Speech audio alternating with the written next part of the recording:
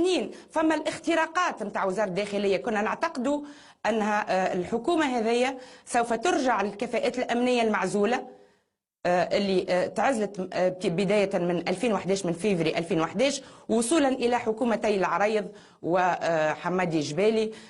والإطارات هذية نحن نعرف علاش تعزلت، لأنها لم تدن بالولاء لحركة النهضة، وكانت وحتى قبل ما تحكم النهضة كانوا يعرفوا سهام سدرين وفرحات الراجحي المسؤولين على عزل الأمنيين، كانوا يعرفوا أنهم هما كانوا صمام أمان وكانوا متابعين الملفات الحارقة، وكانت عندهم دراية كبيرة بالأخطار اللي تعرض لها بلادنا وحماوها منذ العشرية يعني سوداء في الجزائر وحتى من بعد. دونك كانوا هذوكم جدار صد خيروا الناس هذوما انهم يستبعدوهم، ومالوريزمون بعد ما شد نداء تونس كنا نتوقعوا ان الكفاءات الامنيه المعزوله ترجع، ولكن هذا ما صارش، بل بالعكس كملنا يعني في نفس حافظنا على نفس التعيينات النهضويه. كما نحن نجيو نشوفوا مثلا في وزاره الداخليه مثلا نجيو نلقاو في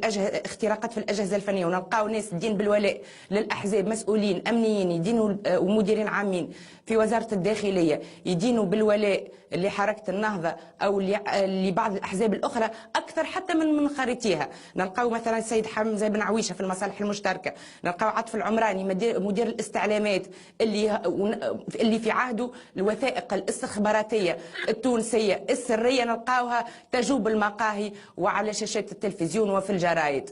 نلقاو مثلا في إدارة الحدود والأجانب واللي معناها ونحن نعرفوا أزمة الباسبورات المزيفة وكيفاش الناس مشاو لسوريا وشبكات التسفير بجوازات سفر مزيفة.